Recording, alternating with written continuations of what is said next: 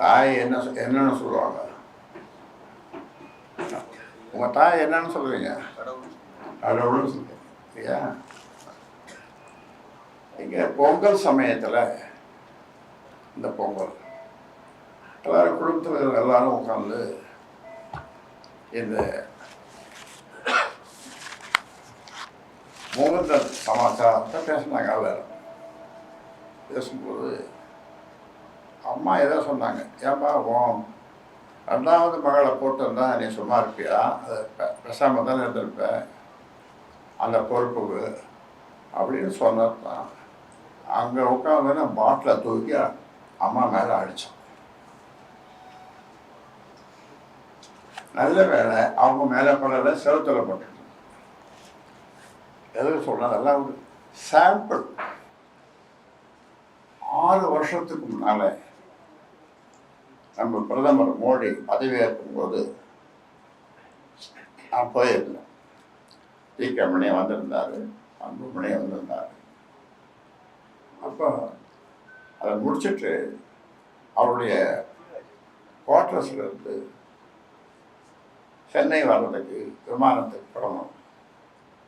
அப்போ அவர் சொன்னது 6 வருஷத்துக்கு முன்னாடி என்ன சொன்னார்னா, இந்த கட்சியை நான் பார்த்துக்கிறேன்.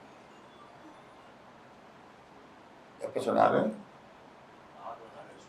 6 வருஷம் இந்த கட்சியை நான் பார்த்துக்கிறேன் அப்படின்னு. நமக்கு ஒரு பதில் சொல்லலை. விமானத்தில் ஏறணும், உட்காரணும். எனக்கு பின்னால் அவர் உட்கார்ந்தார்.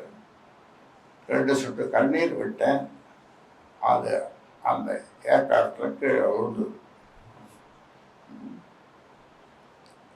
அதிலிருந்து சென்னை வர வரைக்கும் அப்புறம் இறங்கி ஒரு வார்த்தையோடு பேசல. என்னுடைய மகிழ்வு இருந்தது. ஏறி தயாராக தோட்டம் வந்துட்டேன். இது 6 வருஷத்துக்கு முன்னால்.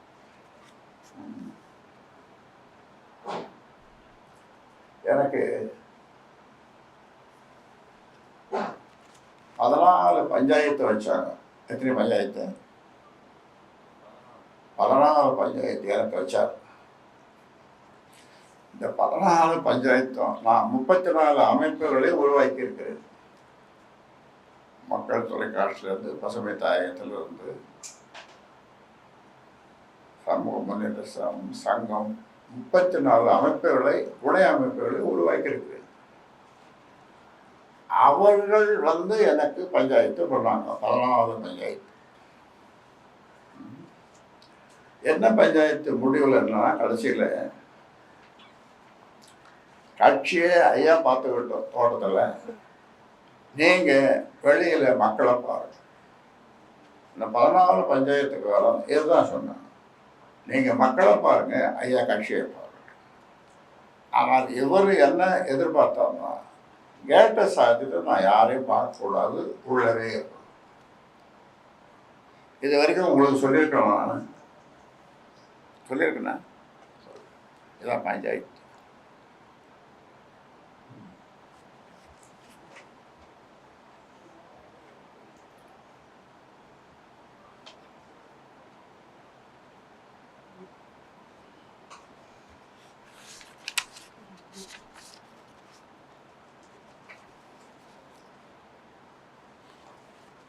அதாவது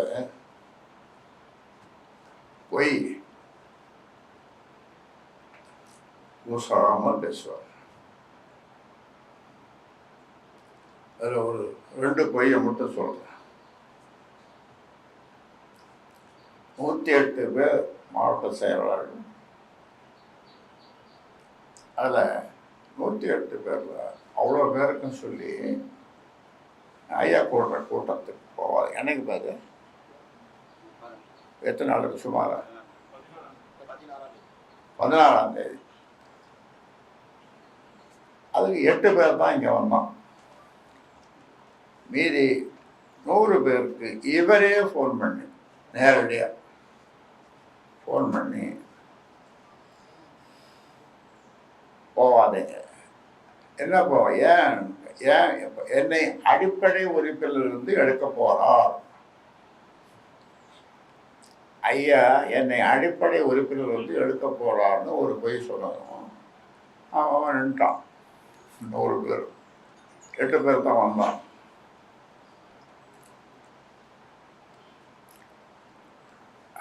அன்னைக்கே நான் செத்து விட்டேன்.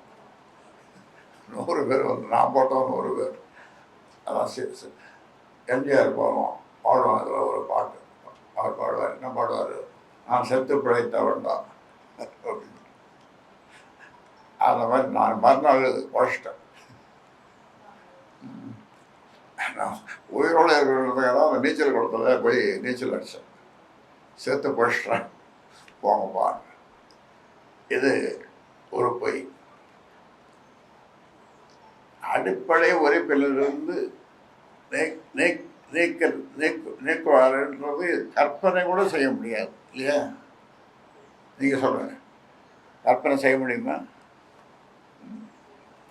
இது உலகம் ஏற்றுக்கணுமா, கட்சி ஏற்றுக்கணுமா, மக்கள் ஏற்றுக்கணுமா? ஒரு பொய். இன்னொரு பொய், நேற்று சமூக ஊடக பேரவை கூட்டம். அதில் அந்த கூட்டத்துக்கு எத்தனை எழுப்பேன், எத்தனை பேர்? 6 பேர் வச்சிருக்காரு ஐயா அடிக்கிறதுக்கு. அது சமூக ஊடகத்தில் தவறாக போட்டவங்க சில பேர். சிவபிரகாசம், இந்த தலைவர் ஜி.கே. மணி ஐயா, என்னையும் இவர் தவறாக சில பேர் போட்டாங்க. போட்டவரெல்லாம் ஒருத்தன் வரல, மீதெல்லாம் வந்தான். நேற்று 100 பேருக்கு மேலே வந்தான். அதுக்கு அந்த கூட்டத்துக்கு ஆள் வச்சு 6 பேரை வச்சு அடிக்க போகிறாரு. இது எப்படி இருக்குது? உங்களை எல்லோரும் என்னக்கா என்ன 32 மாவட்டம், இப்போ 38, 32 மாவட்டத்துக்கும் போய் அவங்களோடு கூட உட்காந்து சாப்பிட்டு விட்டு அளவலாவி பத்திரிகையாளர்கள் நண்பர்களோட அளவலாவி வந்த நான்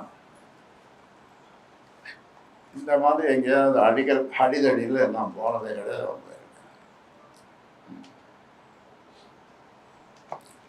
இப்படி 6 பேரை வச்சிருக்காரு அடிக்கிறதுக்கு அப்படின்னு. ஆனால் 100 பேர் வந்துட்டாங்க. ஒரு ஆள் தவறு 100 பேர் எல்லாம் வந்துட்டாங்க. எதுக்கு சொல்கிறோன்னா, இப்படி உற்சாகமாக வந்துடும். நமக்கெல்லாம் யோசிச்சு செய்யும். பொய்ய நமக்கு வராது. நான் பொய் பேசுறது கிடையாது.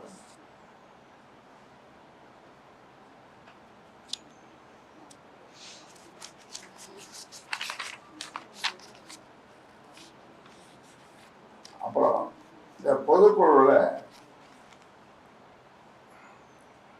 இவரை கட்சி தலைவரை நீக்கிட்டு செயல் தலைவராக அவரை போட்டு, கௌரவ தலைவராக அவரை போட்டு இவரை தலைவராக்கிறான். அந்த இது அதில் அதை நீங்கள் கேள்விப்பட்டீங்கன்னா, இப்போ நான் சொல்கிறேன், கேட்டீங்கன்னா ஆச்சரியப்படுவீங்க. என்னுடைய மருமகள், நான் மகாபலிபுரத்தில் கொஞ்சம் மனசு கொஞ்சம் இதாக இருந்தது. மகாபலிபுரத்தில் ஒரு இந்த டான் ஹோட்டலில் போய் தங்கியிருந்தேன். சரி, ஒரு 8 நாள் அங்கே போய் தங்க ஒன்று போகணும். அப்போ அங்கே எப்படியோ தெரிஞ்சு, நான் யாருக்கும் சொல்லலை, எப்படியோ தெரிஞ்சு வந்தது. மாமா என்ன மாறினேன், மாமா நினச்சி என்ன மாறினேன். அது வந்தது புதன்கிழமை. அன்னைக்கு என்னை வந்து பார்த்தோம். மாமா இன்னைக்கு புதன்கிழமை, அடுத்த புதன்கிழமை நாள் நல்லா இருக்குது. மண்டபம் பார்த்துட்டேன், எல்லா ஏற்பாடும் பண்ணிட்டேன், தலைவரை மாற்றணும். 8 நாளில் சாதாரண ஒரு பியூன் அது ஒரு வேலைக்காரன், இந்த கம்பெனி வேலைக்காரனுக்கு கூட 1 மாதம் டைம் கொடுப்பாங்களா இல்லையா? கொடுப்பாங்க. நீங்கள் இந்த மாதத்தோட இந்த தேதியில் நீ விலகலப்பா ஓய்வு பெறலன்னு சொல்லுவாங்க. ஆனால் இவர் 8 நாளில் மண்டபம் பார்த்துட்டேன், எல்லாம் சரி ரெடி பண்ணிட்டேன் அப்படின்ட்டு 8 நாள். இந்த புதன்கிழமைலேருந்து என்ன பார்க்குறது, அடுத்த புதன்கிழமை பார்த்து எல்லாம் மண்டபம்லாம் எல்லாம். அப்புறம் நான் அவர் தலைவரை வர சொல்லி, ஜி.கே. மணியை வர சொல்லி சொன்னேன். இது சொன்னது அவர் போய் என்ன பண்ணார், அவங்க மச்சனை தம்பி அவங்ககிட்டலாம் சொல்லியிருக்காரு. அவங்க இவர் ஜோசியம் கடவுள் நம்பிக்கைலாம் இவர் கிடையாது ஜிகே மணிக்கு. அவங்க என்ன சொல்லியிருக்காங்க,